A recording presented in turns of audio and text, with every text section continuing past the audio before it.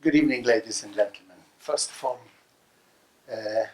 it's a pleasure to see you coming here this evening. I know the weather was not very kind, but still we managed somehow to, Dirk has managed to stop it raining. I would like first of all to thank the Brussels Tribunal, and in particular Ward and Dirk, who are the motivators behind it. I'd like also to thank the Muntpunt library, who were kind enough to let us in, as well as the Passaporta, which is, I understand, it's one of the main publishing. Not anymore. Okay, I stand corrected. My name is Sabah Muhtar, and I'm a lawyer by profession. I'm an Iraqi by origin. I'm a British citizen. I haven't lived, I'm not from Fallujah, but some half a century ago, my uncle used to live there and I used to visit. So the last time I've seen Fallujah was more than half a century ago. The Brussels Tribunal is one of the organizations which has been dealing with the issues of Iraq since 1991.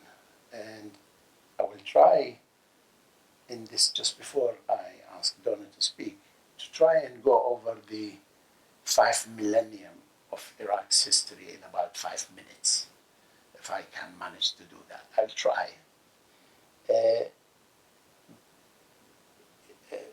Though Iraq is as old as that, it is the cradle of civilization. It was the land where writing was invented, agriculture was started, the wheel was invented, the first law was written in Iraq. And nowadays you can find it in the British Museum. That's the Hammurabi laws. These few pointers I would like to give on Iraq by referring to the older civilization. Then it went through, obviously, the various stages. There was the period where Baghdad was the capital of the world. During the Abbasid period, something like 750 to 2000 to 1060. That's something like 300 years of civilization that at the time Harun al-Rashid, who was the caliph at that time in Baghdad, was the one who was in touch with the Western world, and he had correspondence with Charlemagne, and there was the game of chess, and there was the clock and the watches and all that era. Moving on from that era, Iraq was part of the Ottoman Empire, and the Ottoman Empire, when it ruled Iraq, they had the 32 parallel and the 36 parallel. There were 3 wilayats, Mosul, Baghdad, and Basra wilayats. And you may recall during the 90s, there was the no-fly zone, northern and southern one, which are actually the Ottoman, Mosul, and Basra and Baghdad wilayats, because the 36 and 32 were the dividing line between these.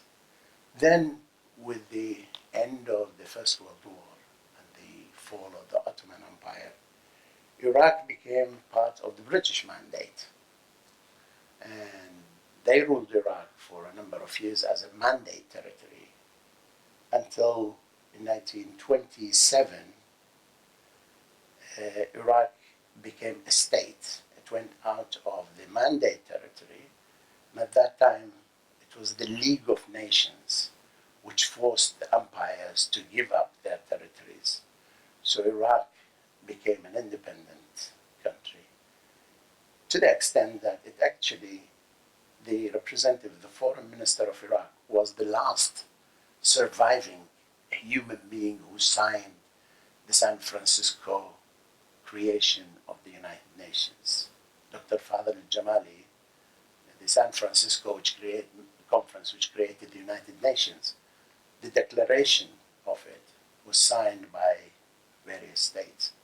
One of the signatories was Iraq, in the form of the foreign minister, Dr. Fadl al-Jamali. This gentleman was invited in 1995.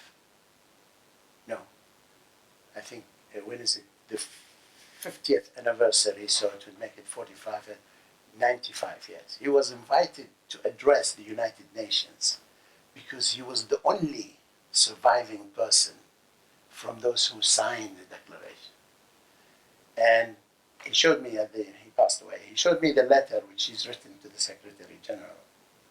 And he said, it pains me to apologize, but that is not the United Nations we have created. The United Nations have destroyed my country, which is one of the founding members of the United Nations.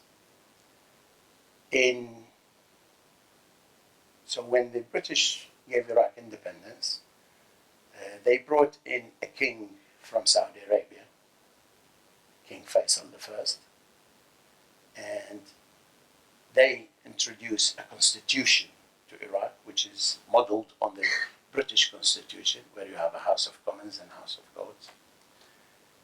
King Faisal I signed the defense treaty with King George VI. I'm referring to this, and then the most important thing is that they signed off the oil. They signed the oil concessions. And these are precisely what the Americans have done. They brought in people from outside Iraq to rule the country. They created a constitution by Professor Noah Fieldman, who is a professor of law in New York University, a sectarian constitution. They forced Iraq to sign what was called the SOFA agreement, which is defense treaty, and they decided to take the oil. The difference between the Americans and the Brits, the British, when they created Iraq, they wanted to create a surviving state, which is friendly to us. The Americans don't know how to do that. So they brought in bags of traitors and people who don't believe in Iraq and thieves and everything else. And they put them in control of the country. In 1958, Iraq became a republic. There was a revolution in Iraq, and they got rid of the monarchy, and it became a republic. Initially, it was a little bit leftist, it was pro-Soviet Union, etc., because just before it, in 58, Iraq was very Western, in the sense that the seat of Baghdad and the Baghdad Pact, which is the center. Probably people will remember there was NATO, which is the North Atlantic Treaty. There was the center, which is the Central Treaty, which is Turkey, Iraq, Iran, Pakistan, yes. And then there is the CETO, which is the Southeast Asia. So the center was in Baghdad, the headquarters, and the people in that country felt that the government was too aligned to the West, it was subservient to the Americans. So when we had a revolution, it went to the other side. So it became a little bit of a communist, but it was a strange philosophy to bring in a conservative society. That didn't last. So there were a number of coup d'etats. Everybody hears of something called the Ba'ath Party. The Ba'ath Party is a nationalist movement. It's actually, I think, in my view, and I'm not a Ba'athist or a supporter, I think it is the most advanced political thought in the Arab world. Because what they have done, the founders, is that they collected the nationalist thinking in Europe, France, and Germany, and Belgium, and Britain, and all the rest of it. And they modified it and Arabized it. So it became a nationalist movement for the Arab movement. It's nothing to do with anti-Semitic or anti-racist. It did not look down on other races. It did not treat the Arabs as their nation. So it's actually, from an intellectual point of view, it's an extremely great idea. Obviously, just like anything else, you can have bad people who belong to this school of thought. whether you look at communism or Christianity or Islam or any other political movement, you could have bad people. And bad people doesn't make the idea bad. Anyway, the Ba'ath Party came to power, and then Saddam Hussein came to power. And Saddam Hussein is, in my view, he was a patriot. He was a dictator, just like anybody else in that region. But he was, now that all is gone, he died leaving nothing. He hasn't stolen anything. He has no property in his name. There's no land in his name. There are no buildings. There are no hotels. There are no bank accounts anywhere in the world. But he was a dictator. Yeah, it's fine. And I think, from an Iraqi perspective, an Iraqi dictator has more rights in Iraq than an American or a Frenchman or a Belgian or anybody else. Because Iraqis are not Martians. The feeling of sovereignty in your country, even animals delineate their boundaries. So for somebody to think that, the Americans or the French or whoever, or the British, they go to Iraq to give democracy, all the concepts were turned upside down. Democracy is the rule of the majority. It's not the rule of an invading army. And liberation is not done by invading armies, because actually liberation is when you get rid of invasions. Nevertheless, that regime in Iraq went into, first of all, a war with Iran, which lasted about 10 years. That was over the Shatt al-Arab, which is a passive state. Then occupied Kuwait, which was, by all standards, an illegal occupation. But then, an illegal act cannot be redressed by committing a bigger crime. So, if a hijacker takes control of an airplane, he doesn't just shoot the airplane and kill everybody on board and say, well, I'll get rid of the hijacker. But this is what was done. And this was with the acquiescence of all these countries. And Iraq saw 10 years of war with Iran, then saw 10 years of sanctions, then saw 10 years of occupation. And this is the only country in the world that it had consistent bombing from the air for more than a quarter of a century. The first bombing in Iraq began in 1991. And roughly speaking, the last bombing stopped after the ISIS thing, after the destruction of Mosul last year. In the interim, the Americans and the West and the Europeans and the media, they talk about liberation and they talk about Iraq, etc. And then at the end of the day, well, it's a problem. It's nothing to do with us. Shiites and Sunnis and Kurds, they are killing each other, and it's very difficult to understand it. And then there is the terrorists of ISIS and what have you. As if the policy of divide and rule and creation of vacuums. You have a house and you remove all the windows and all the doors, and you expect that thieves and flies and dirt and things doesn't come in. It doesn't make sense. What happened in Iraq during this period was a violation of international law par excellence. It's now not being talked about often enough. But I think in a few years' time, people will see that the United Nations violated its own charter. All the conventions, the Geneva Convention, the Convention on the Culture and Education, they were all violated. Crimes against humanity were committed like nothing else. of a civilian shelter, Amaria, with only, and I mean only, children and women, was bombed and they were boiled to death. And this is not a war crime. Scowcroft was introduced on television. He was a national security advisor, and he was told, did you bury soldiers alive? I said, well, yeah, I mean, at the end of the day, the soldier is going to die. Whether you bury him alive or you shoot him.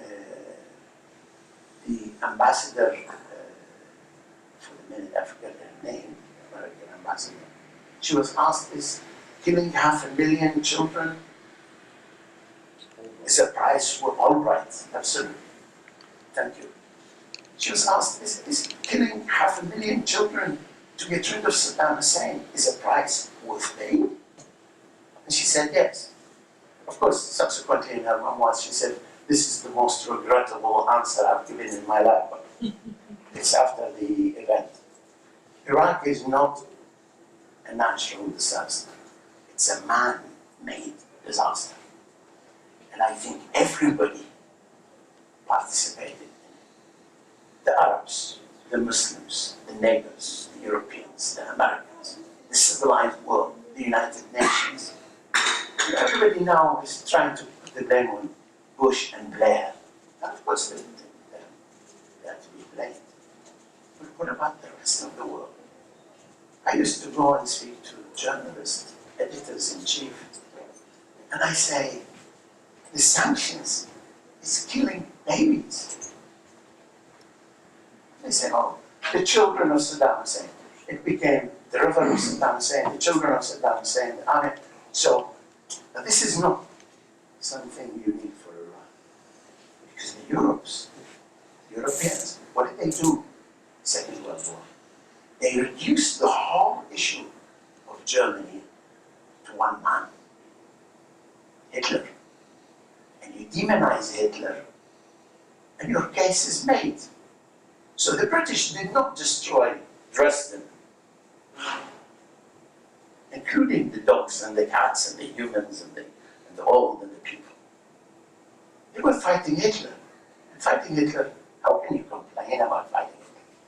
So, the suffering of Iran has been the act of everybody. Now the book, which is the sacking of Fallujah, which Donna has written with others, aims at doing few things.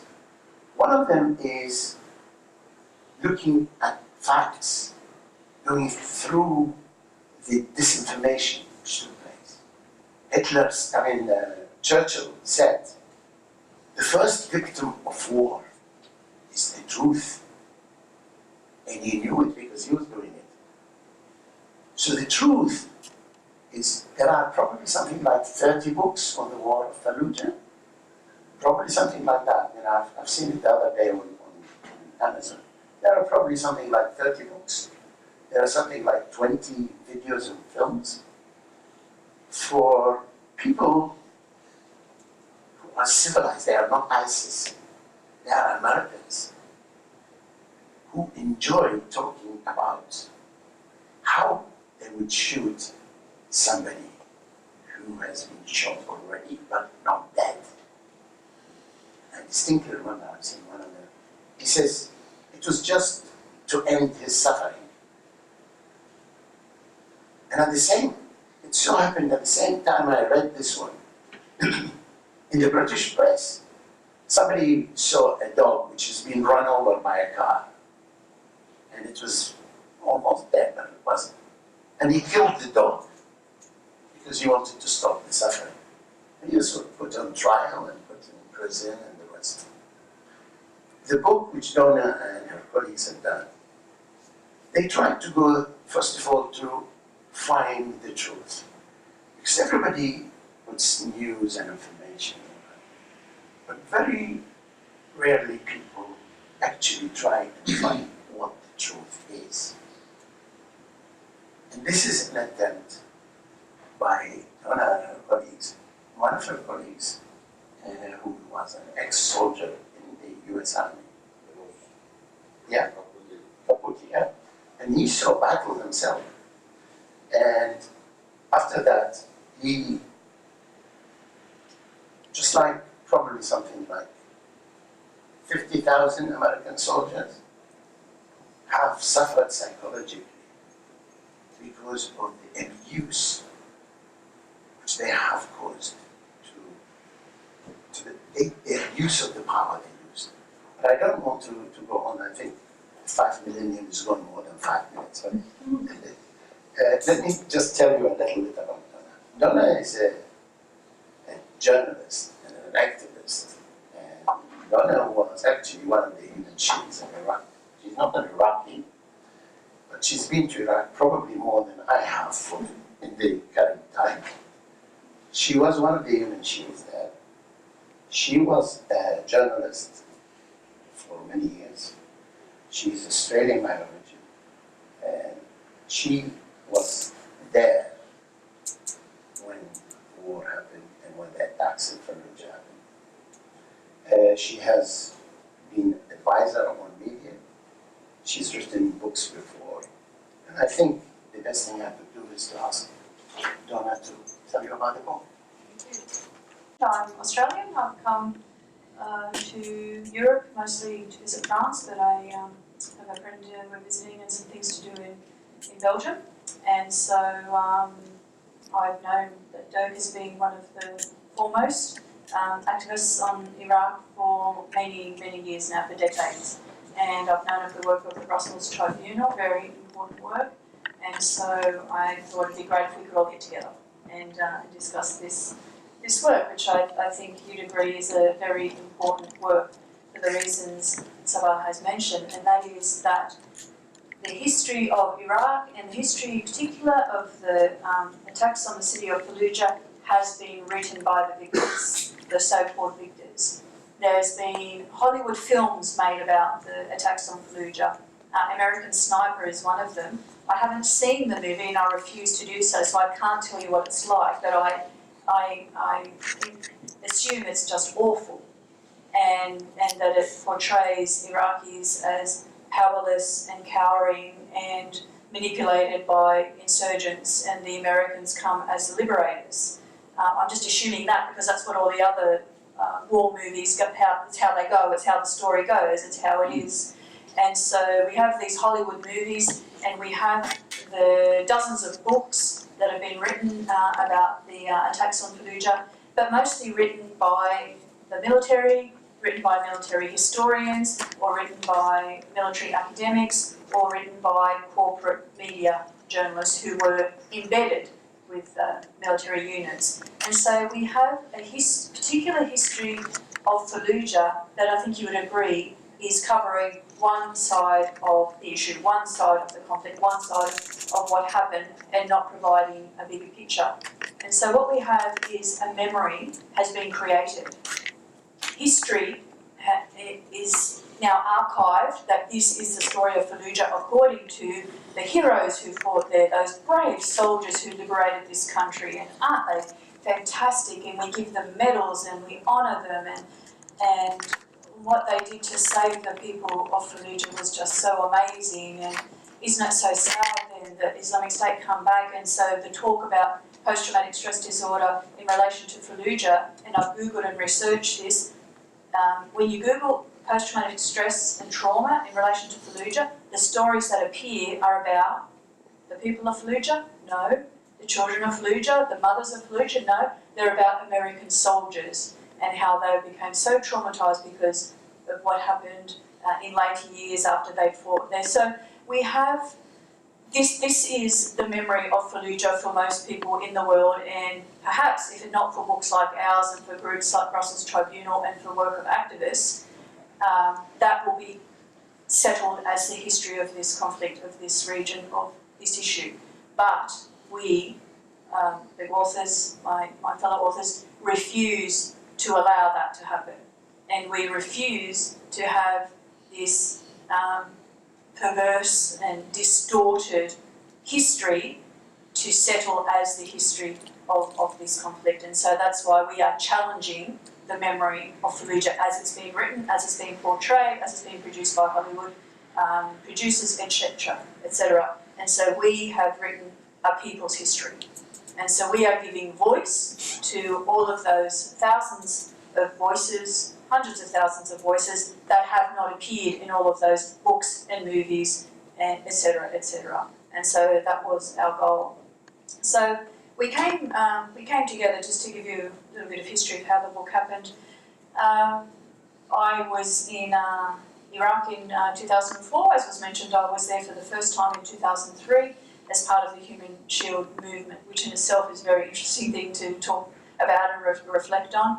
A movement of ordinary people from around the world who said, no, we don't support, we don't agree with this invasion, mostly from the countries over the people. Like my country was there, putting their hand up, saying, yep, we're with you, George Bush, and there was Blair, Bush and Howard being our Prime Minister in Australia, putting their hand up. And so we were a movement of people who came together spontaneously, not much organisation, but the idea was that we would be present in solidarity with the Iraqi people and bear witness. And we would bear witness and use our white privilege, the importance that was placed on our lives, to try to protect particular sites from bombing and to tell the stories that we witnessed, because we knew that probably the media and our friends at home would listen to us and take notice, as opposed to Iraqi voices, which did not seem to be accepted as important at the time. So that's why I was there in 2003 and so did all of that, and we witnessed the shock and awe campaign, the bombing of Baghdad. And I returned then later in 2003 through to 2004 and was there for 6 months doing more documentation and human rights observation. And during that time I was there in April 2004, of course we had the first siege, the first attacks on Fallujah in April 2004. I was living in Baghdad at the time with a bunch of other activists, independent journalists and human rights observers, and we got a call, watching on in horror as to what was happening when the attacks began. And we got a call from some doctors from Fallujah one day. They had a contact with one of us, and they said, well, you want to be Human Shields, or you call yourselves Human Shields, then you need to come to Fallujah and you need to see what they're doing here. You need to witness this. There's not many, there's no independent journalists, they're not letting anyone in, the city's under siege, and they're killing our children. And we were like, well, my response was, hey, settle down, don't exaggerate, killing children, you know, that's a bit much, don't over-dramatise things, we know it's bad, but, and then they said, come and see for yourself. And so, knowing that there was basically a blockade on the city and there wasn't information getting out, we had to really seriously consider this as an option for us. Despite... Can you check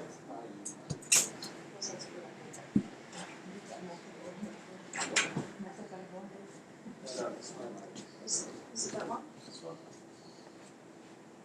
Is it that one?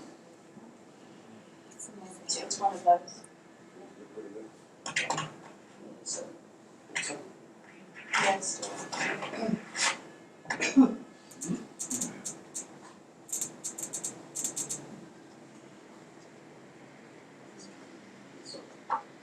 So we responded to that rather sombre and frightening invitation by saying, well, someone's got to do this, and so we went in during what was supposedly a ceasefire, and we talked our way through some checkpoints, we being this group of independent foreigners, and that's the only reason we got through. And so we witnessed what I would call the massacre of Fallujah in April 2004. I'll share some images from that in a moment. So I guess I feel that I carry this story as a witness to that massacre, and we only met another 4 foreign journalists, and they were a French documentary team, and then there was our group, and that was it. That was it in terms of witnesses of this massacre, of this grave occurrence in April 2004. And so I felt a responsibility ever since then to talk about it to anyone who will listen. And basically for the last 15 years, that's what I've been doing. And so I decided to do my master's thesis on the topic of Fallujah, and my supervisor, we joined forces. Let's do it together. And so here we are working on this book, and we were quoting quite often this young fellow named Ross Caputi, who we knew to be an extraordinary guy, former Marine, who fought in the second attack on Fallujah in November 2004. And so he was on the other side. And so here he is at the front line as part of the US forces, having this experience on the ground, and then returning back and questioning everything, questioning what he had been through, what had been told, the whole experience, and then processing that, and then becoming an extremely effective anti-war advocate, an advocate for Fallujah, the city of Fallujah and the people of Fallujah, and formed an organisation called Justice for Fallujah, and works to this day on seeking reparations for the city. He's worked tirelessly, he's written a lot of very well-researched articles, and so we ended up quoting him so often, we all came together to be co-authors. So we have an activist, myself, a journalist activist, an academic, Dr. Richard Hill, and a soldier. And so the three of us coming together, we have quite some unique perspectives from each one, and then we're bringing them all together for this book. What I'll share tonight, of course, will be mostly from my experience and my contribution to the book, because that's what I can speak about the best, and I know the best, and that is the human stories. My goal as an activist and journalist was just to humanise the people that had been demonised in this whole situation, the people of Fallujah, and give voice to those who rarely have their voices heard. And that was full stop, that was my goal, and that still is my goal, to tell stories and to raise these people's voices and to put a spotlight on them. And so I'll share a bit about that this evening. So some interesting concepts though that we cover in the book and that I researched when I did my master's is the extent of the destruction of Fallujah. There are very few comparisons that can be made in terms of the destruction of this city and the destruction of the fabric of the city and what has happened to this place and what has happened to its future. And the only concept that I could find, that all-encompassing concept that might describe it, is the concept of herbicide, the killing of a city. It's not a very well-developed concept, but we certainly tried to take it a step forward in that we believe that Fallujah ceases to exist in the way that it did before 2003. It barely resembles, to be honest, what it was before 2003. It's quite a claim, and that's why it should be taken seriously, because we provided evidence for this claim of herbicide, the killing of a city. And the other concept that's very interesting for us is sociocide, and that is the very fabric of this city, the day-to-day life has been totally turned upside down and totally changed, so that the day-to-day life, the ordinary customs, the ordinary traditions, the ordinary lifestyle that you would expect as a child born in Fallujah and raised into an adult, we would say nothing is as it should be, nothing is as it was. No longer are you able, well, let's start from the basics. To be born as a healthy child in Fallujah today is very uncommon. And for a woman to have a child live a healthy life basically isn't happening in Fallujah today. So that's starting at the most basic level. And anything from schooling to a university to healthcare, education, getting married, movement around the country, the checkpoints, nothing is as it should be. So sociocide, the killing, the destruction of the entire way of life. And we would argue that's what's happening in Fallujah. And of course, ecocide, many of you will know, and many of your interest would be, as it is for me, in that issue of women in Fallujah of childbearing age no longer being able to give birth to a healthy child. For me, I don't know why they're not people on the streets demanding accountability for this. If it was any other city in the world, if it was a Western city, and with the rates of birth defects that are happening in Fallujah, there would be outrage. there would be responses, there would be research, there would be studies, there would be grants. Everything would be happening as it should be. But in Fallujah, this is what's happening, and what's being done? Basically nothing, zero, except some of us around the world who are trying to draw attention to this issue. And so we would argue, because of the toxic pollution, the toxic remnants of war from these attacks have affected the health of this city, that this is a case of ecocide.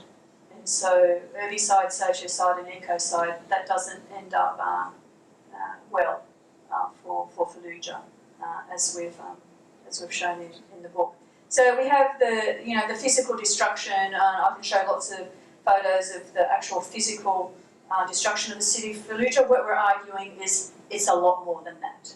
It's not just the physical destruction of the city that you can rebuild, such as Dresden or such as other cities that have been blasted and obliterated and then rebuilt. We are arguing that Fallujah will not be able to rebuild and resemble its former self because of those concepts that I've described before, because of the sociocide. So in 2004, when my friends and I entered the city from the call from those doctors from Fallujah, who were just the heroes of this story for us, they were risking their lives to treat the civilians in Fallujah because the US forces, one of the first things they did in April 2004 when they invaded the city was close down Fallujah Hospital, so that Fallujah citizens were no longer able to be treated there. Only US forces were being treated there. And one of the arguments or reasons they gave for closing down the hospital was that the doctors were using the hospital as a means of propaganda, a base of propaganda, because the doctors were giving information to journalists about how many casualties they were seeing, and the deaths, and the nature of the deaths, and the civilian deaths. And the US military were not impressed by that information getting out in a widespread way, and so they closed it down. So within the first few days of this attack, it's one of the most outrageous things that can happen in any conflict. And we'll talk about Geneva Conventions later, but I think we would start right there as one of the major breaches of Geneva Conventions. Another one is this, an ambulance that these doctors were trying to get around to treat people who'd been shot, wounded, and you can see the bullet holes in this, I hope you can see the bullet holes in the back of this ambulance.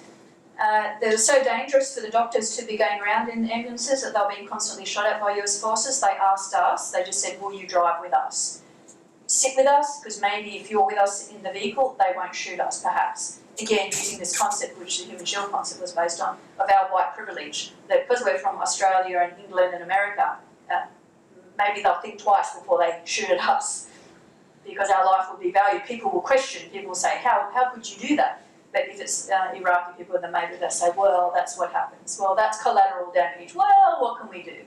And so they were begging for us to help them.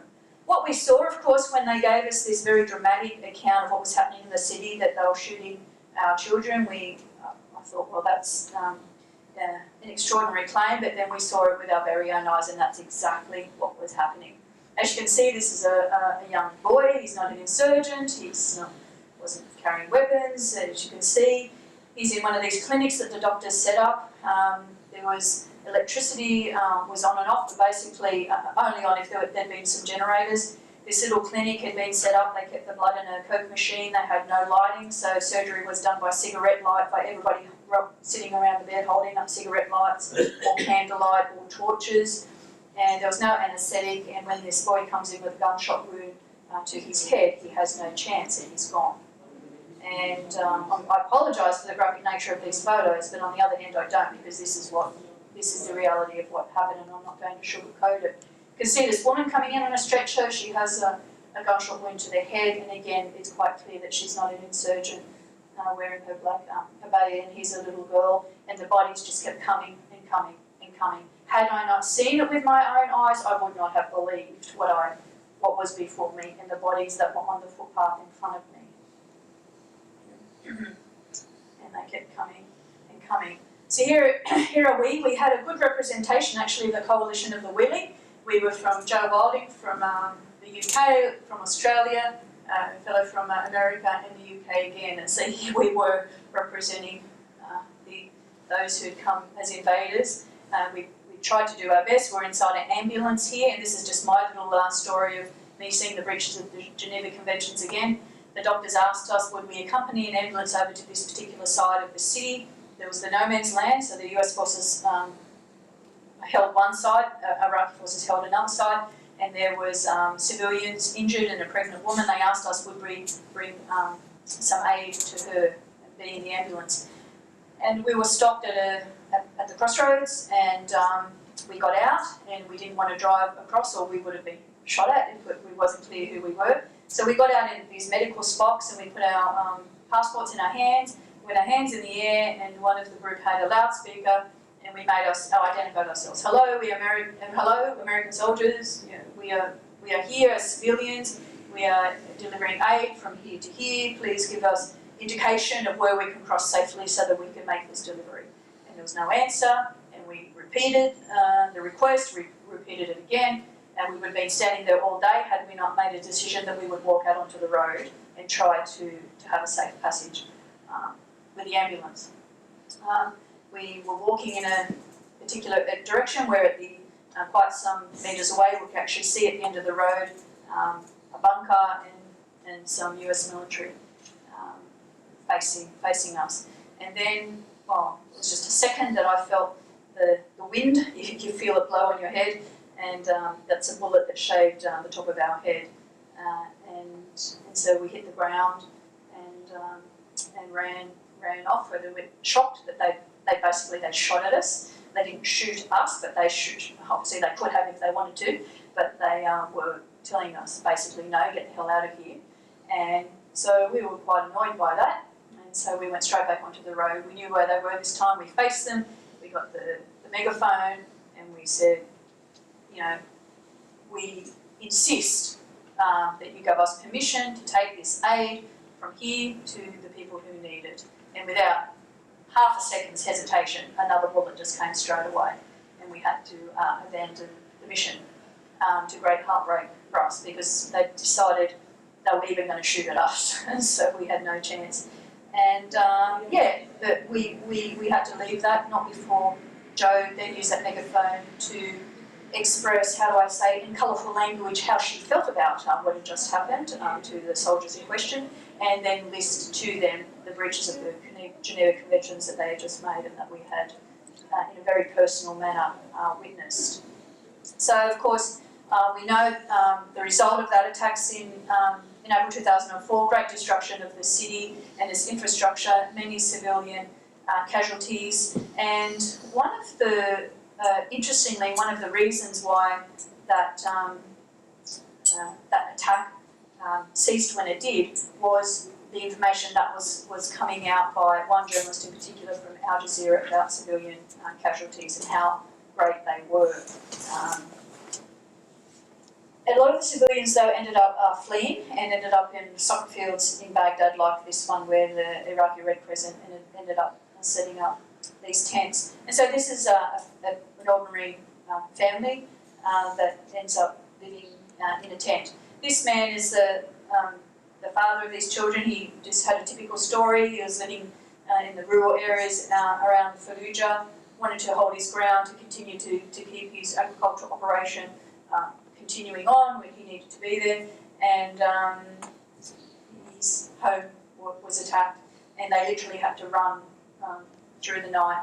His daughter's had no shoes, she ran without shoes. His son got caught in some razor wire, and they just had to drag his body through. They lifted up his shirt to show me, and I could see the grazes and the cuts on his back. So just this family who were just quite apolitical, just getting on the thing about the Fallujah story is the way that the media and the discourse was manipulated to imply that, or if you live in Fallujah, you're a terrorist, or you're a sympathiser to terrorists, and so you deserve to be in the situation that you're in. This guy was an example of how that not being true.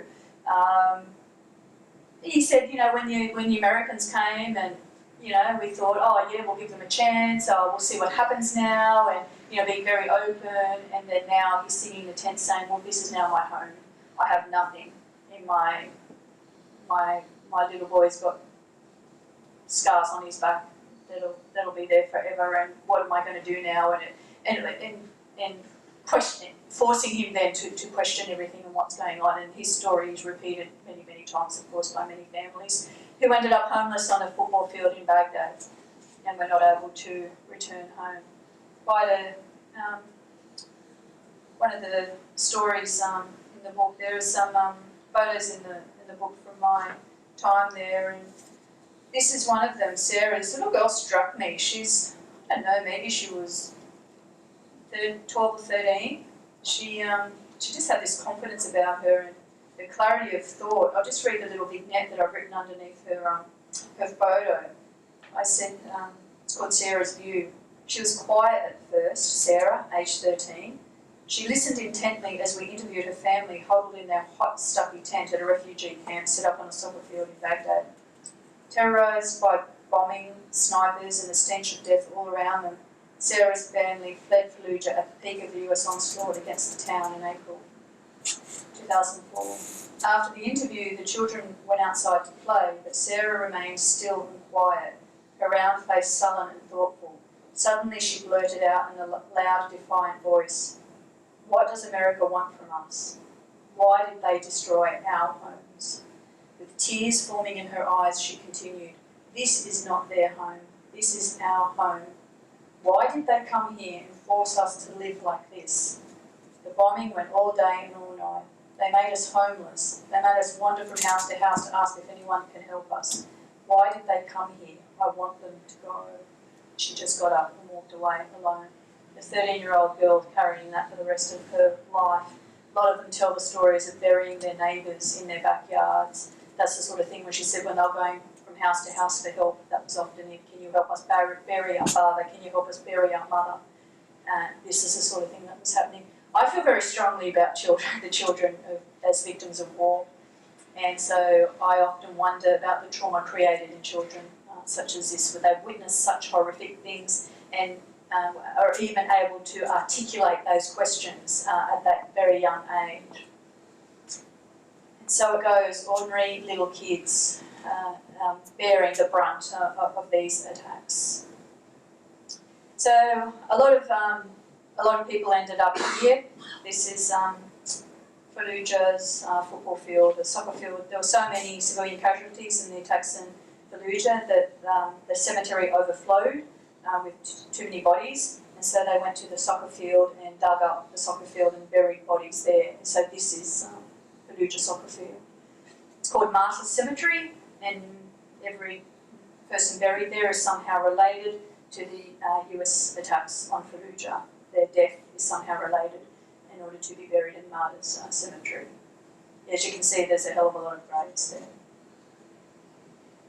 And they're not just graves from 2004.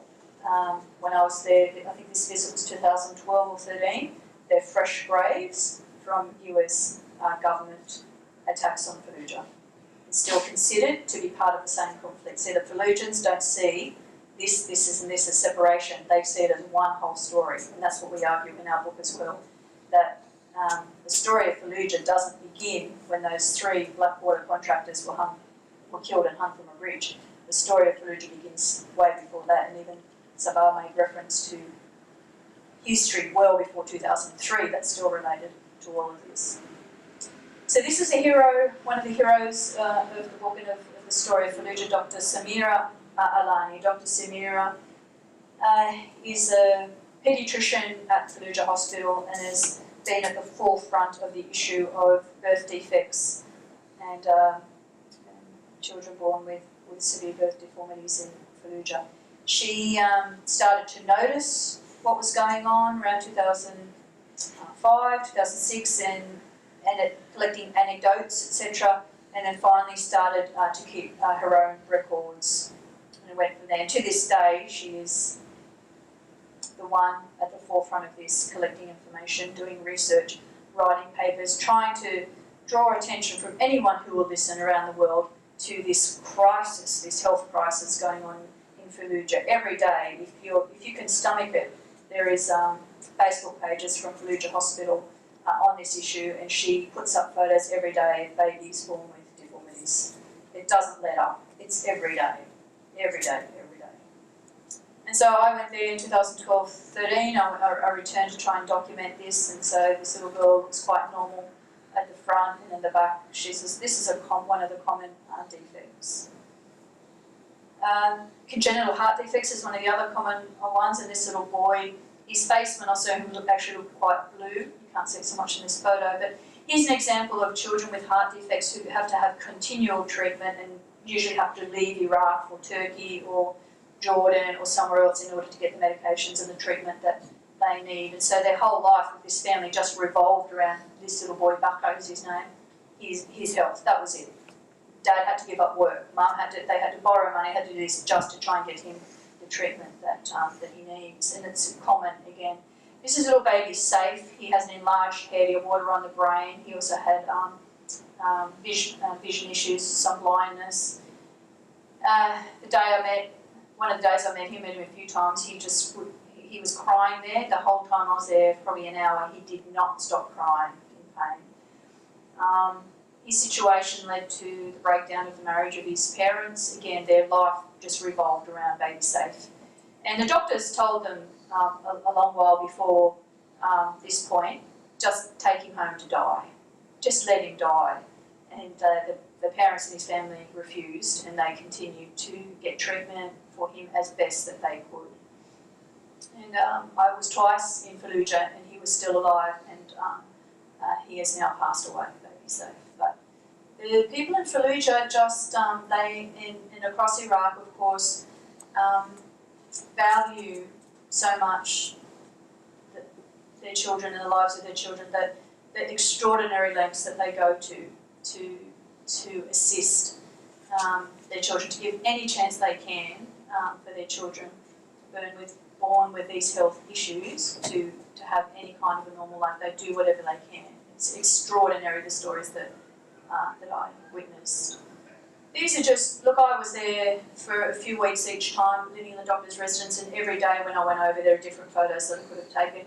I'm not going to show you many more, to be honest, because I think you know, and you've probably seen already those, but you can imagine it's quite overwhelming. This is, I have a personal piece. Both Ross and I have a piece in the book written from just our own first-person perspective, and mine is about this situation. I write that I've never seen a face as sad as a woman watching her baby die. And that's the face that we see before us there. And I was in the room with this woman as she's looking at her little baby, urging and willing the baby just to take another breath. Sitting there patiently, gazing with love, and that's a little baby. And I was just witnessing this, and I gave some gestures of support and solidarity, and asked in my sign language if she would mind if I took some photos, and she agreed to do that. And I think it was 3 hours after I met her, the baby is put to ECMO, and she died. This situation here is a room with all these humidity cribs. Again, none of this is normal, none of this is usual in any hospital in the world, and yet there's not enough humidity cribs, there's not enough medical equipment to deal with the crisis, and it's nothing short of a crisis in Fallujah Hospital. Just to walk in there and see so many of the births, not just one or two, that almost all of them. Like, to be honest, to have a healthy child in Fallujah today would be considered a miracle. Dr. Samira says her medical advice to women in Fallujah of childbearing age, her official medical advice is just stop. Stop trying. You will not give birth to a healthy child. So that's her official recommendation. Don't fall pregnant. And she says they ignore her, and one of the things you notice for those of you who've been to Iraq is that everything revolves around family. Everything is about family. And one of the greatest honours of a man is to be a father. Even so, your name changes. You know, you're not known as Safe anymore. You're known as Abu Muhammad, father of. That's your status now. You're honoured because you're a father. Everything revolves around family. And this is one of the great examples of grave sociocide in Iraq, that the most basic level of humanity of family has been destroyed. This is a young couple who didn't even get to the stage of the humidity crib. They had their first baby was born dead. Their second baby lived for a day, and their third baby was born dead, and we're at the grave of their third baby. And again, I asked them, what are you going to do now? Will you try again? And they've said, no, that's it for us. We're not going to try again until there's a solution for this problem. And of course, that's a very heartbreaking thing to hear, because there is no solution. There will be no solution for them for this problem. Back to Martyrs Cemetery. This is the same cemetery at the soccer field, and these little graves you see are baby graves or child graves. And so these children are considered also to be victims of war. They are victims of a war they never saw.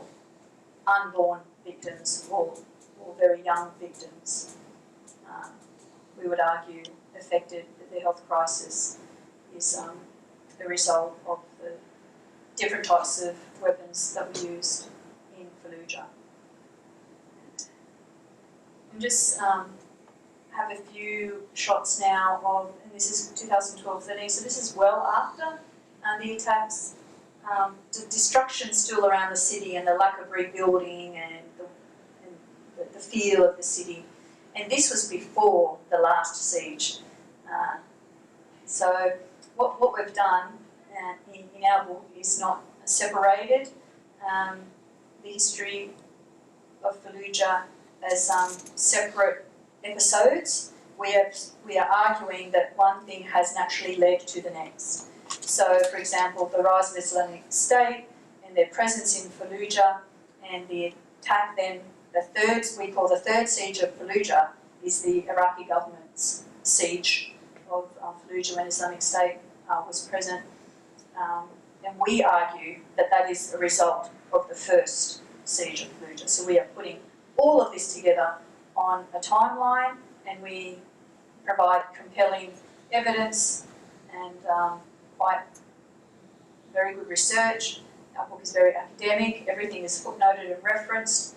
We argue that the rise of Islamic State in Fallujah, and therefore in the world and its influence, and everything that has happened in the last few years as a result of that rise of Islamic State is a result of the US invasion of Iraq in 2003, and a direct result in particular of the attacks on Fallujah in 2004, and the treatment of the people of Fallujah and Anbar province under the regime of Nouri al-Maliki in that period of gross human rights abuses. We put it all together step by step of the relation and the correlation of these events, and that the rise of Islamic State was never inevitable. It did not have to happen. It probably would not have happened except because of the occurrences around Fallujah, Ramadi, Anbar province in this period from 2004 through to 2013. It was not inevitable. Therefore, someone has a lot to answer for, and there needs to be grave accountability held for what has happened. So the recent history and the third siege of Fallujah is related to this photograph. Now, some of you may not even recognise what this is. Now, that's the problem. That's a big problem. This is one of the most extraordinary sights I'd ever witnessed in my life, and I was very privileged to be in this site, which is on the highway at Ramadi. This is the highway blocking from Baghdad to Jordan, and this is this mass movement, non-violent protest movement, had taken over the highway and created this camp. For about 12 months, every Friday, about 500,000 protesters would come together, as you can see in this photo. That the people don't end. When you can see the horizon, they continue on. I just couldn't capture them all. This happened for 12 months. I don't know, did you see this on the news in Belgium? No. We didn't see, generally Europe has better coverage of the Middle East than what we get in Australia. If you didn't see it, imagine the rest of us. Imagine America. This was an unbelievable story of civil resistance and non-violent peaceful protest in Iraq. This greatest story that was never told of the last 5 to 10 years. And because of what happened as a result of this is again directly related to the rise of Islamic State and the way that the response to this protest movement is directly related to the germination and the rise, the context for Islamic State to be able to gain traction in Anbar province. What year was this? 2013. 2013. From December 2012. Christmas Yes, 2012. so around 12 months they were There was a protest against the Maliki government. Yes, that's right. It was a protest against the corruption of the Maliki government. The rape of women in prison. There was a lot of claims, just like a well-organised protest movement had their points. This is what we are protesting, this is what we are calling for. And there was quite a list of issues. And one of them was general human rights in general and the discrimination against the people of Fallujah, Ramadi and Anbar province. They're saying they thought Saddam was a dictator. This is people around Iraq, they're saying, what did they say? The apprentice came first, as in Saddam. Now the master has arrived. The master abuser. The real dictator. The worst dictator has now arrived. We had the little one, now we have the big one. They were doing things such as if someone was suspected of terrorist activity. When I say terrorist activity, I'm talking about a citizen of a city protesting the presence of an invading violent force. So they would call that terrorism. People in Fallujah would call it civil resistance. And if they went to arrest a man in his home and the man wasn't there, they would arrest his wife or his sister. And they would put the wife or sister into prison. And then what would happen after that is unspeakable. And this was happening right across Anbar province again. Did you hear about this?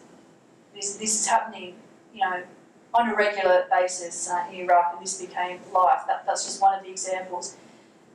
Other things they were protesting is just their right, for example, to have a job. Their right to be able to move around in their own country from A to B so that they could take their university exams, so that they could go to school, so that they could get married. These are just basic rights that enable somebody to live with human dignity. And they were saying, please allow us to live as human beings. After 2004, Fallujah was encircled, surrounded by checkpoints, and you weren't allowed in or out unless you went through the very heavy checkpoints where they did a scan of your retina, of your eye, and you may or may not have been allowed to go through on a particular day. So they were living in an open-air prison. The only other comparison I can think of would be Gaza, something like that. There was no freedom of movement, and life was very difficult. There was no employment for young people. Again, the study, education, everything was disrupted, and there was a lot of abuse of power by the Maliki regime. And so this group, this Iraqi Spring, some would call it, came together with support from other groups around Iraq. This wasn't just those Sunnis in Anbar province. Gee, they're always complaining, or they're always militant. It wasn't like that at all. It was sheikhs from Basra, imams from Najaf and Karbala. Now, there's significance, if you're picking up the significance of those places, they are Shia cities. They came and stood at these protests. They came and stood with their brothers and sisters and said, well, if we're not going to join you in this, then who knows what we're allowing to happen in our country that could happen to any of us. And they stood there and said, we stand with you as you make these demands to be able to live with dignity, to be able to live your life. And so this was an across-the-board movement. And so Maliki had a great opportunity here to lead Iraq into a different direction to the way it's ended up. He had an opportunity to change history. And the US and the West, who were backing Maliki, also had an opportunity. They had an opportunity to insist and to guide or to demand that he respond in a way that was appropriate. Of course, we have Iran and the influence of Iran thrown in here as well. I won't go into that right now, but you could imagine this complex mix of all these different allegiances. But Maliki's allegiance was very much with Iran, and he continued with his iron fist approach. And so this protest movement, this peaceful movement, Western journalists weren't allowed in. They were cut off at the roadblock and turned away. So it wasn't, I can't blame them too much, like BBC and others who still had a small presence in Iraq. They wanted to be here to report this, but they were arrested or they were turned back, apprehended and turned back, and they couldn't get here. Even their stringers they tried to send along. And so the story wasn't told.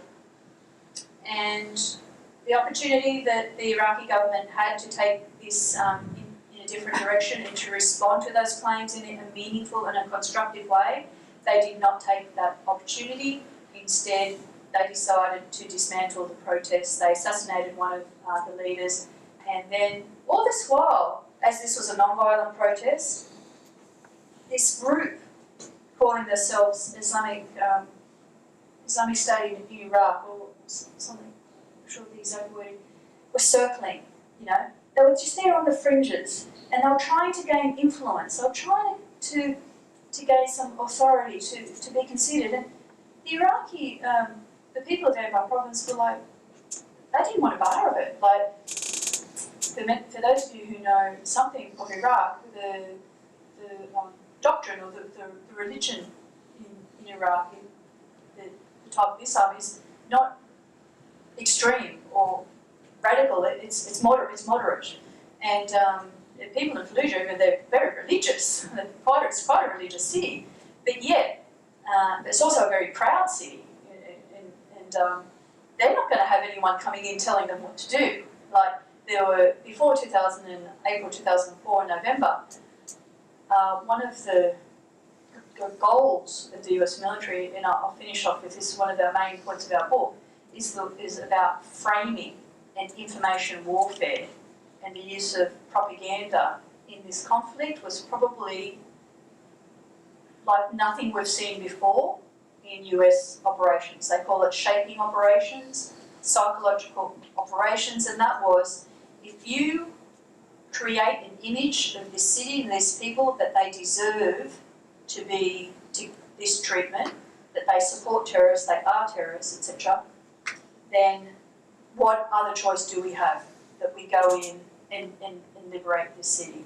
And so this was happening to quite an extreme way in April 2004 and November 2004, and it continued on right through this story. And so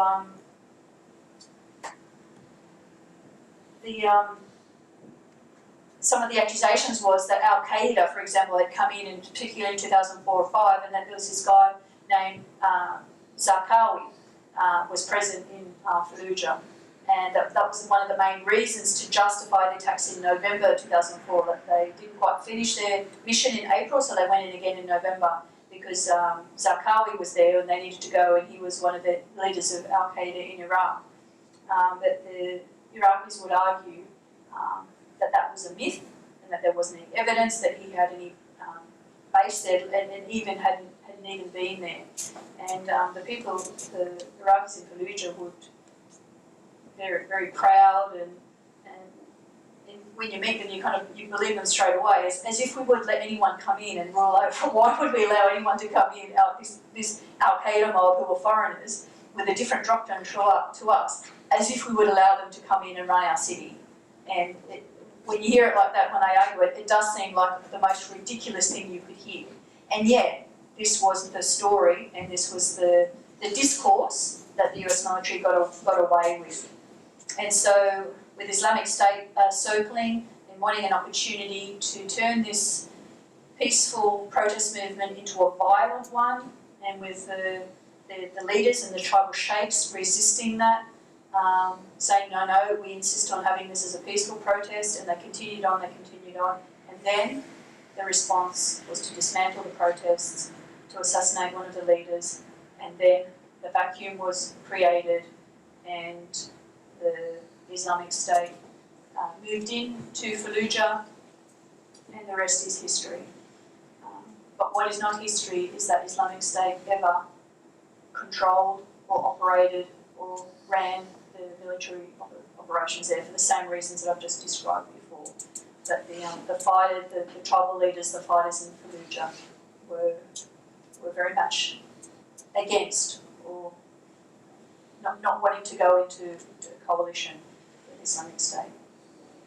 So there's a lot more that we can talk about. We have time now for some discussion, I think, and for some questions. One of the things that I just alluded to then but didn't cover in great detail, and that was probably because, as I said, I shared what was mine to share, my contributions, but Ross Okapudi has gone into some extraordinary detail into the information operations, the propaganda, and the use of this discourse, and this as a weapon of war in the beginning of this book, and it's very, very interesting. So we've got a bit of everything in the book, analysing the whole of these campaigns, not just boots on the ground and the physical destruction, but the bigger, broader, the bigger picture.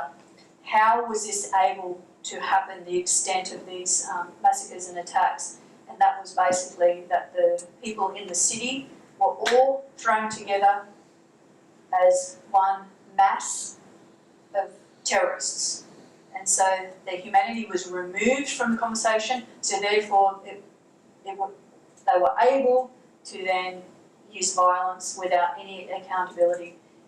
So that was the first point. The second point is, so we stand here with this discussion today, how is it that Fallujians to this day, knowing that we know about the attacks and their legacy, why is it they are not able to, they don't have any recourse, they don't have any legal power, that there is no human rights scheme or anything that they can draw upon, any tribunal, any, why is it that there's nothing that they can do? And again, we would argue is because the response is that these people do not deserve to have human rights because they've been portrayed as something less than human. And the way that we've illustrated this is chilling. And the descriptions, the plans, the propaganda, the language is frightening. The way this has been, we argue, systematically and deliberately set up, this image of these people as being less than human, these a big nest of terrorists, cancer that needed to be eradicated, all of these disturbing phrases, so that there was no distinction between combatant and civilian. There was no distinction between a fighter and a child.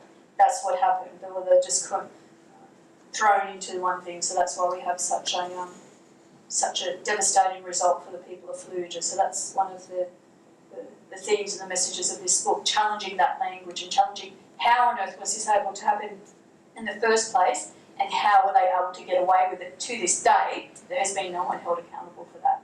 So I think that's a question that we need to continue to ask, and not allow the memory of these attacks on Fallujah to be the one that is currently holding ground, the memory written by the Hollywood producers and the soldiers, but we need to really fight and present, and by raising the voices of Iraqis and people in Fallujah, the real story, and have that as our memory, because that, if we have that as what we remember by Fallujah, that gives us something to learn from and a way forward, as the current history certainly does not. So let's leave it there. We'll have some discussion.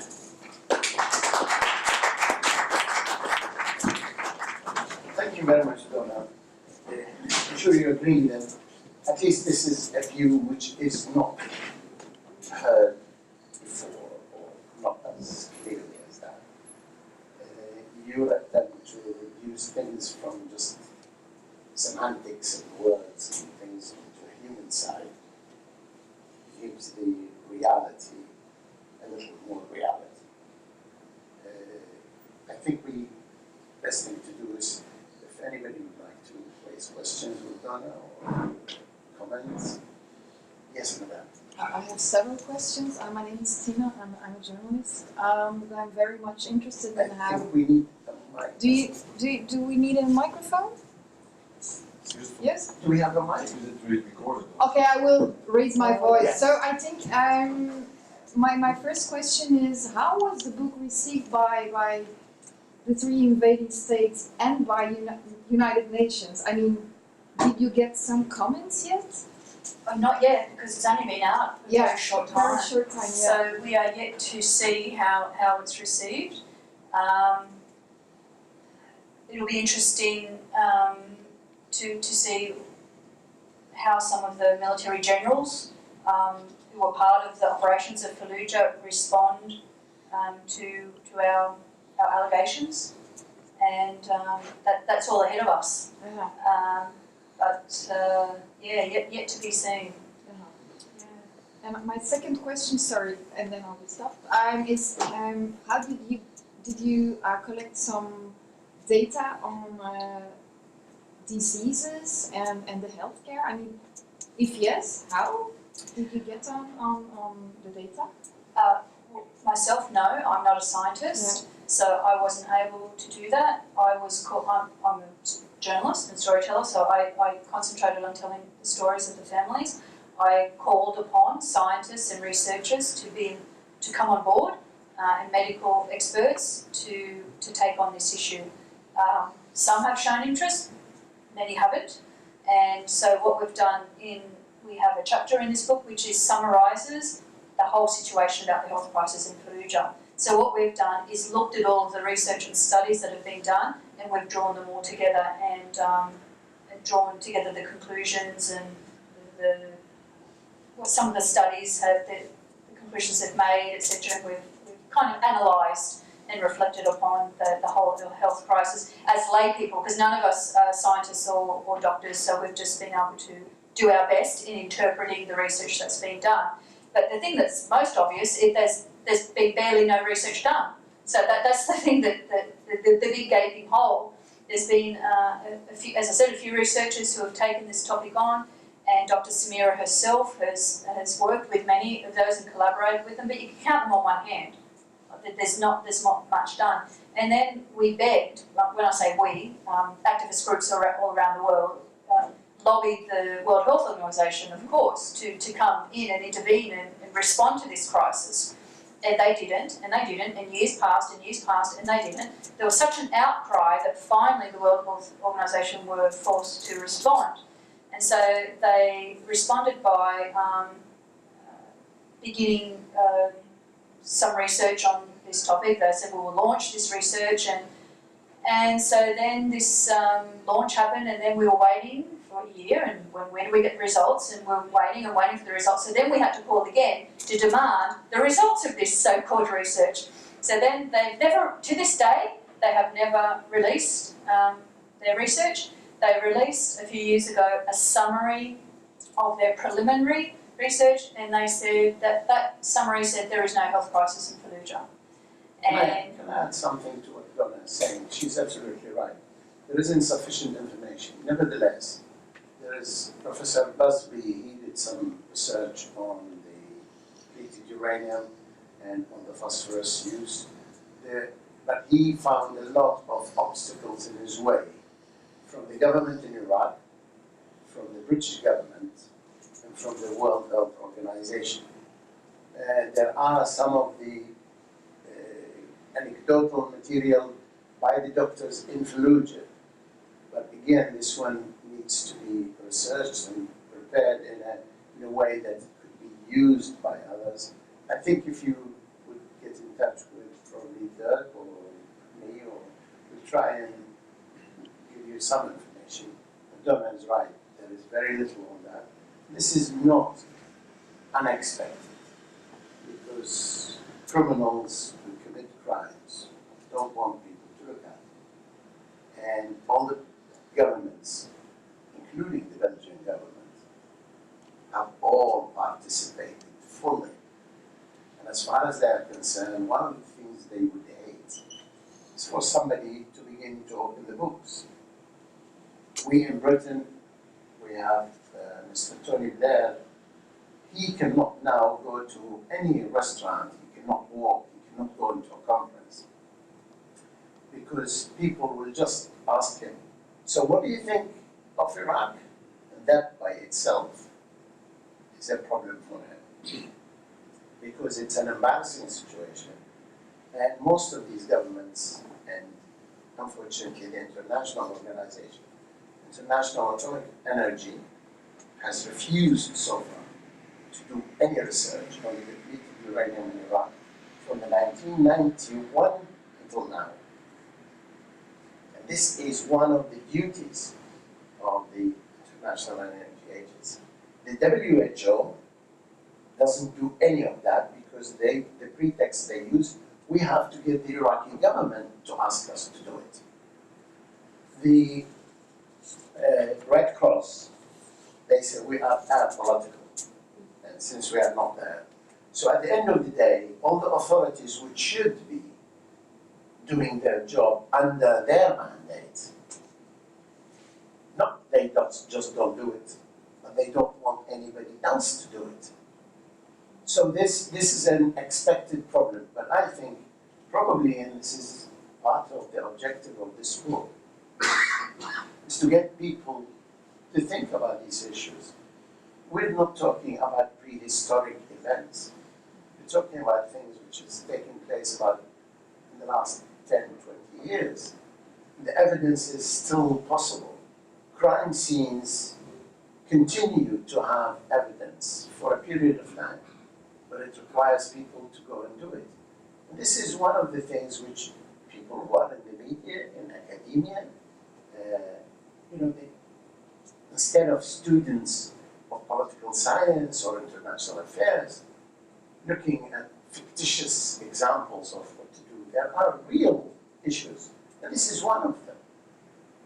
Fallujah and actually Iraq, and it as a whole, from the invasion of Iraq, from the war on Iraq, from the destruction of Iraq, every single one of these things is worthy of some academics studying it, at least to justify the view which is being propagated by the UN and the Americans and the Europeans, or question.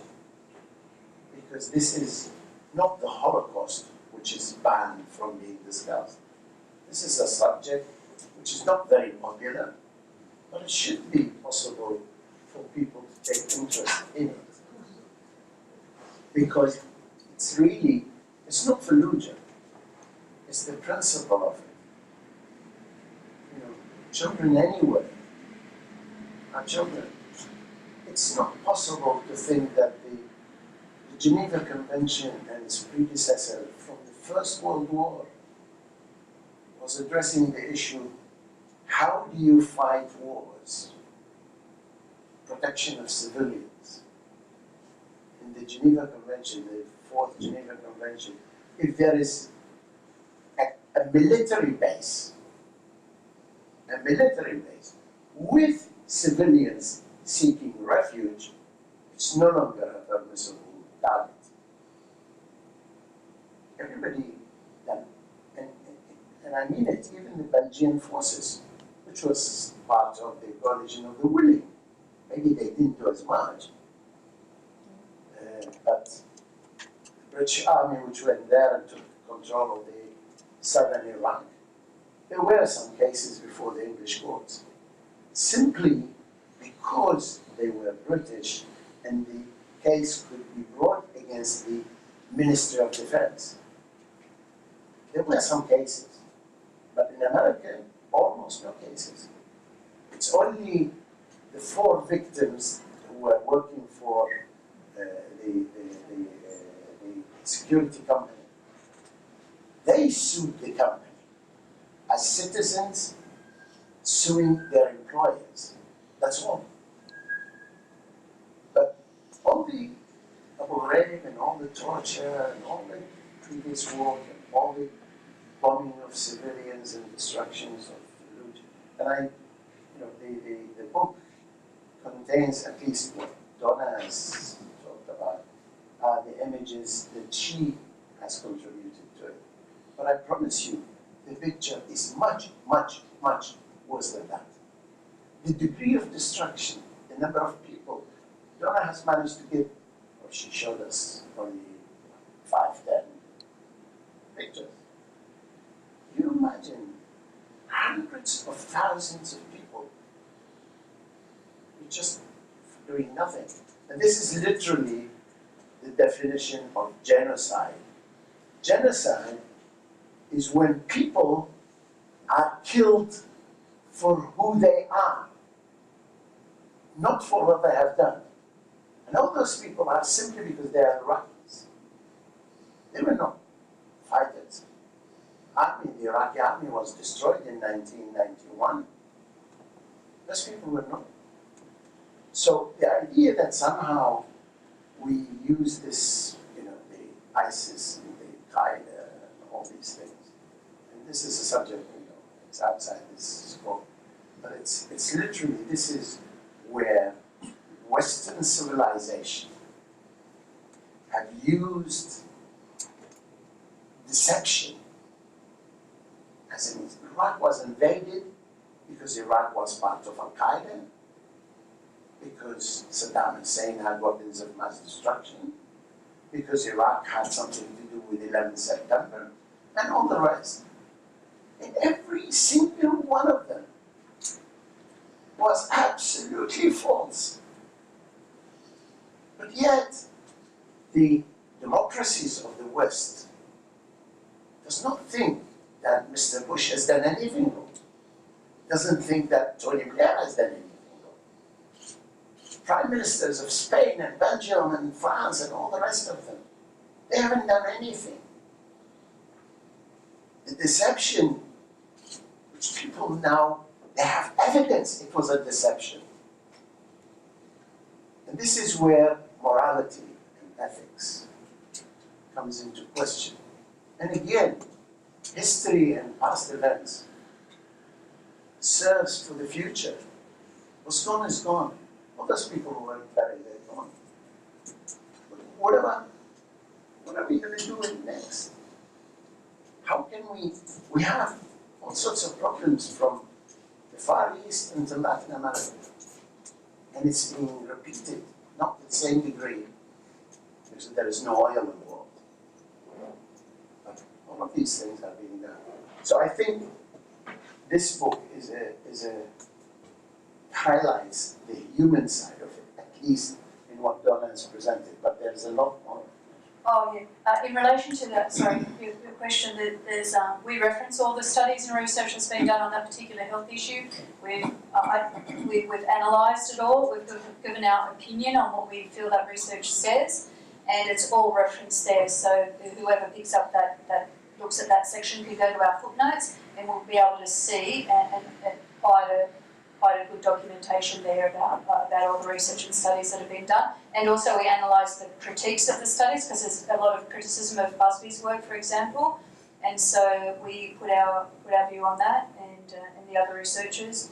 And the incidents with the World Health Organisation's so-called report is nothing short of scandalous. It's just shocking what happened with that. For example, they said there's no problem in Fallujah, and yet at no point did the World Health Organisation ever contact Fallujah Hospital and ask what's the degree of birth defects. And so this is the level we're talking about in terms of political interference. It's not even trying to be obscured, it's just there in the open, and we document all of that as well. Our book is quite thick and dense with evidence, research, documentation, and analysis on all of these key points. Yes. I have no specific question, just a little, I would say, advice or suggestion.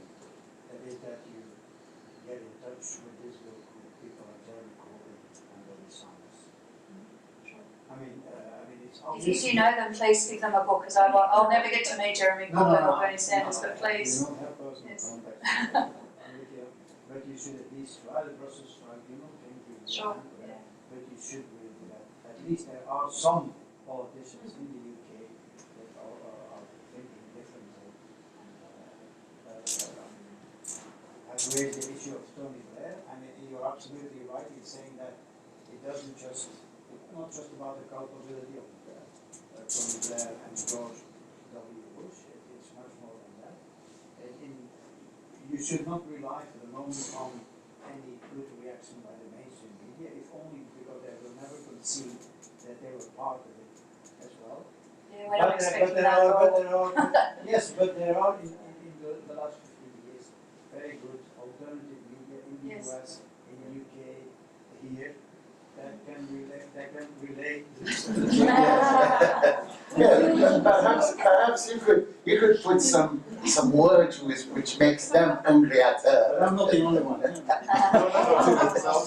No, but it's true. Yes, we will The absolutely do. internet has a lot of bad aspects in it Yeah. as well. We should not idealize. I am sorry. But at least it does give a voice to a different narrative.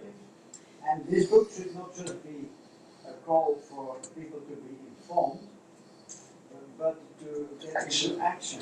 Yes, that's what I didn't go. And not just confronting the WHO, but also organizations like Amnesty International, Human Rights Watch, and say, what is your response? The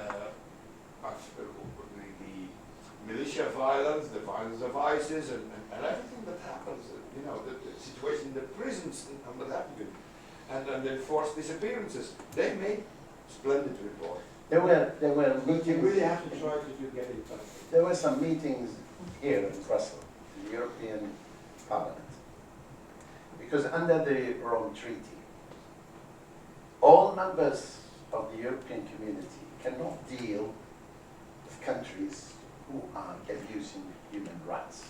Something, I'm paraphrasing, but this is the net result of it. And we've taken bunches of reports from the human rights organizations, both the Amnesties and the Middle East Watch, as well as the Human Rights Council of the UN, which actually lists down human rights abuses of the government in Iraq, not Fallujah, but on particular issues. Like, for instance, the highest number of hanging is in Iraq. The executions. In terms of numbers, number one is China, number two is Iran, and number three is Iraq. But in terms of percentages, if you compare the number of executions to the population, the highest is Iraq. The trials there do not meet any of the standards by any country, not even in Somalia and Afghanistan. The European governments know that. The reports are there, even from the Human Rights Council. And each one of these governments has its own permanent representative in Geneva. So they are aware of it. And they know that under the Rome Treaty, they cannot deal with that. But if there are contracts for supplying material or building, whether you're working on water projects, electricity projects, contracting, and there are kickbacks, everybody can get their own share. They get paid either in Switzerland or some other place. So who cares about that? Now, it is, of course, it is important, the reference to the politicians. But I think what we need is really the people. We're talking about democracies. You know, the people in Belgium are not living in a dictatorship. No, they are in, I think probably some people disagree with me, but that's their problem, not mine. But actually, in all these countries, people are liberal, they have access to information. They need to have the element of care. And not because it's to do with Fallujah or Iraq, but as an issue. And that is, because if we talk of that, you mentioned we give a book to Jeremy Corbyn. Britain is up to here whether we go out of Brexit or not, and who's going to be the elected after Theresa May. Who cares about all these things? We don't even care about China, and we don't care about the Americans and Iran at the moment.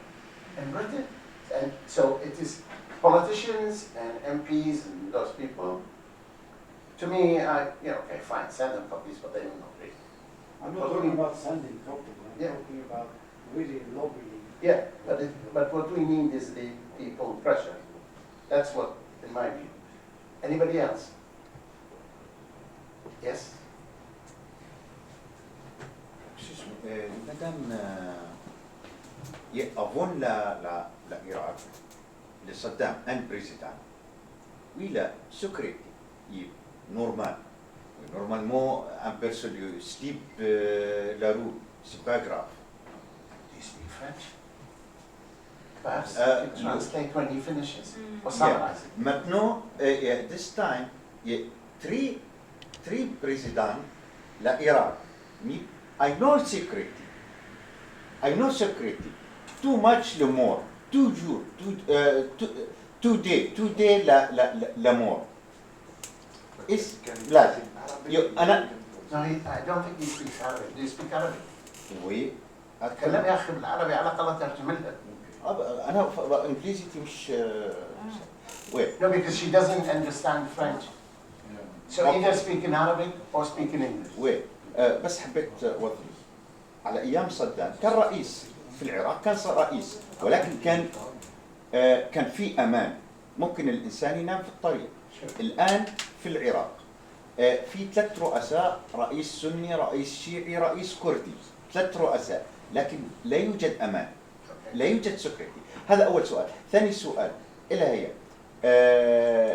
ألم يعني الفلوجة هي مدينة صغيرة ولكن الآن سوريا كلها أصبحت الفلوجة يعني الفلوجة هي مدينة في العراق ولكن سوريا الآن كلها فلوجة. He has 2 comments. Comment number 1 is that during Saddam's regime there was only one president and the country was safe. People can sleep in the streets. Now they have 3 presidents. President of the parliament, who is a Sunni, president of the government of the republic, who is a Kurd, and the third one is a prime minister, who is a president of the council of ministers, who is a Shiite, and people have no safety. That's comment number 1.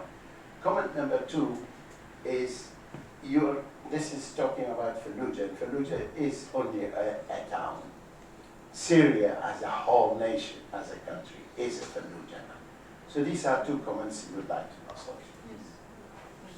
Yes, I would agree with Syria that when we were writing this, Fallujah was the ultimate in city destruction that has now been surpassed by cities in Syria, such as Raqqa and Homs. لك لما كتبنا هذا Yeah, you name it. So those cities, I would argue, is also a case of herbicide, sociocide and ecocide as well. Absolutely. لما كنا نكتب الكتاب كانت فلوجة هي النموذج لهذا. الآن هناك مدن في سوريا أصبحت نفس الفكرة وبالتالي يمكن تحرز أن أحد يكتب عليها. Anybody else? Yes. I read somewhere that the attack on Fallujah, and I can't remember where, was compared to what happened and the health effect on the citizens, what happened in Nagasaki and Hiroshima. So this was very striking to me to read that for the first time because one is a nuclear strike and the other is depleted uranium, phosphorus, we don't know what, but it seems very innocent, but in fact the effect might have been the same or is the same. Do you know anything about it? I can't remember. No, we refer to that comment in the book because when that comment was made by Chris Busby, that was a kind of a turning point in raising awareness of the issue of the health crisis in Iraq because it was such a amazing comment to make. Like you'll sit up and listen if someone says the health impact in this city called Fallujah is worse than Hiroshima, then people are going to take notice when you make that comment. And so he Chris Busby made that comment after the research that he had done on this topic, and it did get the attention. So there was a couple of journalists who picked this up. The Independent, Coburn, Patrick Coburn. Patrick Coburn. It was headlines, and then others picked up the comment as well. Some TV, media, etc. And that in that period, there was the time when there was most attention on the topic than any other time because of that comment that was made. Whether that's scientifically backed up or not, I don't really care, to be honest, because the health crisis is so extensive that I think it's comparable. But the fact that it served to draw attention to the issue, I think it served its purpose.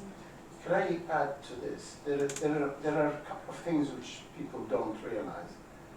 There is a weapon called depleted uranium, which was used by the Allies from 1991 until now.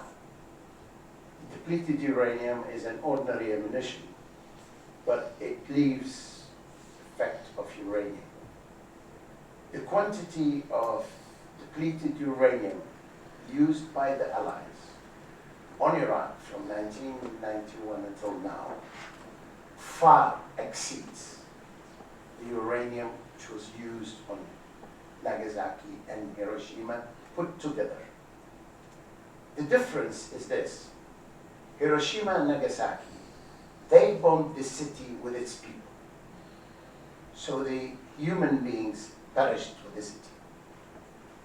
What is being done in Iraq is destroying the cities, that's the other side, and leaving the people with the effect. And worse than that, there is until now no official recognition by anybody. You know, the US, their soldiers, I don't know, hundreds of thousands. I don't want to play the figures game. There are hundreds of thousands of them who suffered from what's called the Gulf War effect. And it's actually just by handling the depleted uranium munition. You know, the gunners and the officers and the soldiers who are working with it. Until now, the US does not talk about that. So there is a, while, for instance, Hiroshima and Nagasaki, at least the Japanese people, on the anniversary, they have the Hiroshima Day. And the world, in some places, and UN and other places, they remember that one. Iraq, the depleted uranium, which was until today, and we're talking 2019, in the what's called the Road of Death, that's the one between Kuwait and Basra. Until today, the tanks and the lorries and the military things, the steel and the metal, with the emission of depleted uranium, until today, they're there. Nobody has done it. The International Energy Agency is not doing anything like that. The depleted uranium, by its use, has caused the uranium effect to go into the soil. With the rain, it goes in the water. And in the water, it goes into the fish, and goes into the plantation, it goes in the grass, which the other animals eat, etc. So the cycle of it is continued all the time. I have seen with my own eyes trees in Basra, palm trees in Basra, that are growing upside down. You know, you have the trunk of the tree up to a height, and then it turns around and grows downwards. I've seen people, when the first time I've went into the children's hospital, and I saw the horrific pictures of human beings. They're babies, but they're so horrific. Maybe I'm a weak person, but when I went back, I had a depression for 3 months because it was so painful. But the world, there is even recognition of that on any level. I've contacted at the time the WHO. The WHO said that they cannot do anything about it because they get the figures from the Ministry of Health of Iraq. And the Ministry of Health of Iraq is Saddam's ministry and they don't trust it. So I said, okay, fine. Why don't you send your doctors? Oh, but it's not safe to send them. So you end up by you dismissing what's there. You don't do anything. This is what you were referring to a minute ago. Yeah. And interestingly, specifically about Fallujah, we investigate a mix of various weapons. We don't just look at depleted uranium weapons because the US has denied using depleted uranium weapons in the attacks on Fallujah. In November 2004, they said in April 2004 there were no records kept on that. And so we look at the other types of weapons used and the intense use of conventional weapons as well. See, the thing about the attack on Fallujah, it represents the move we have into a new kind of warfare. You know, hundreds of years ago, you had a battlefield. You know, you'd have armies go out to a battlefield and fight. Now, the battlefield in urban warfare today is the house, the street, the playground, where people live. It's door-to-door, urban. The terrain is a city. And so you've got intense levels of conventional weapons, like that occurred in Fallujah, lead and mercury. That's going to have an impact on your population, just that. And so there's been some research on that, the impact of that in Basra and in Fallujah. And also there are indications of a new type of uranium weapon that may have been used as an experiment in Fallujah. And so we've got reference to that as well. They had investigated in Yugoslavia, they did, and they found even plutonium. Yeah.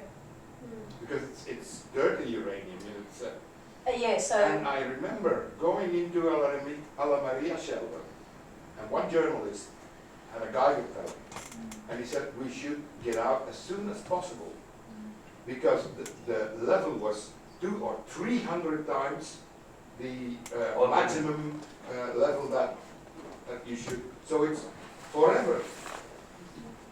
Yes. For millions of years. That's right. This place is doomed.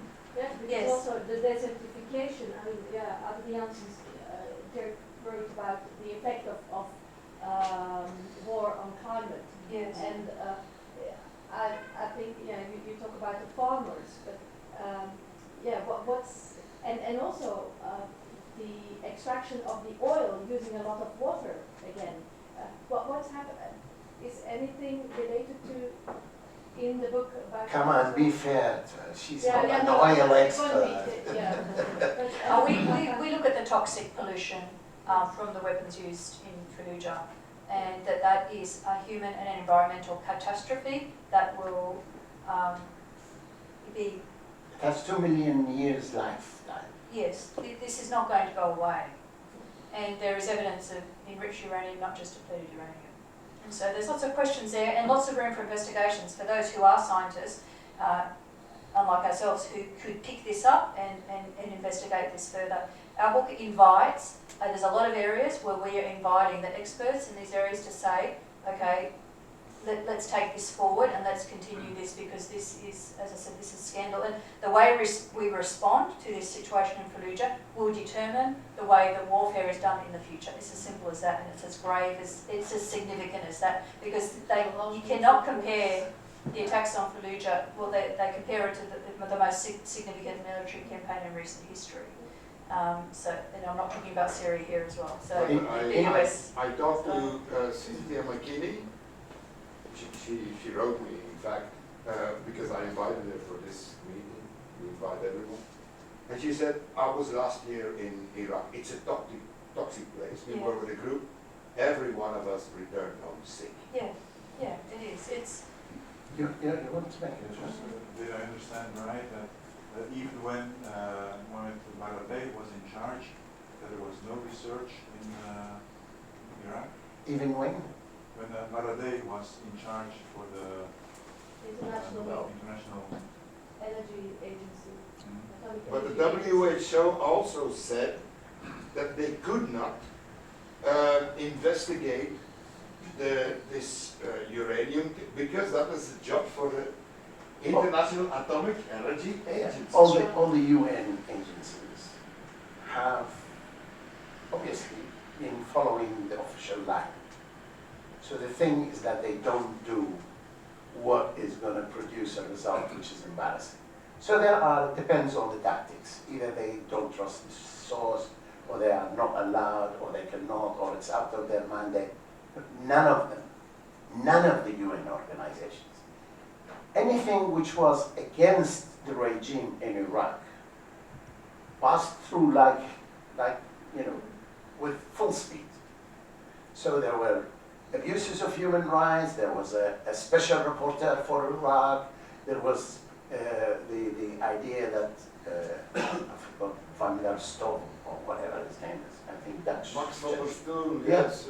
He was the rapporteur, and he produced a report saying that Saddam Hussein is pouring poison in the Tigris River so that all the water flowing down to the Shiite in the south is killing them. And this is an official UN document. I don't know the number now, but if you want, I can send it to you. And there was a call for many people. Can you please just investigate the damn thing? You know, send somebody to take some water samples. But then it's gone. So the UN did not play any role. I think we have reached probably the end of our. There are some books here, and Donna is willing to sell them at lower price than anything else. So €20 per book. You're welcome to do that. I think it's where I am personally honored that you're here. I'm honored to be with Donna, and we thank you very much, and I'm sure you agree that we need to thank Donna for In the life, this is a totally other issue. You've been in Iraq. I've been in Iraq too. But you told the story, and this is very important for us, for this anti-racism against anti-Islam people, and Islam is a violent religion, and so on and so on. But you experienced different things, like in Baghdad, where there's a mosque next to a church. Yes. And I think you should tell the story because it should be told to everyone that, you know, the one who from the church is closing the door of the mosque and vice versa. Yes, well, we were just discussing this last night. That Yeah. one of the things I was struck by when I went to Iraq the first time in 2003, coming from Australia and having nothing to prepare myself except the stereotypes of Saddam, all this. I turned up in Baghdad and saw a place I had no idea existed. And it's a chapter in my first book, Ordinary Courage. The chapter is called The Baghdad You Never Heard About.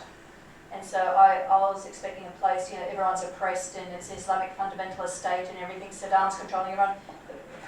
Just a horrible place. And what I found was a place full of life, of colour, of diversity, of people having a lot of fun despite whatever conditions they were living under.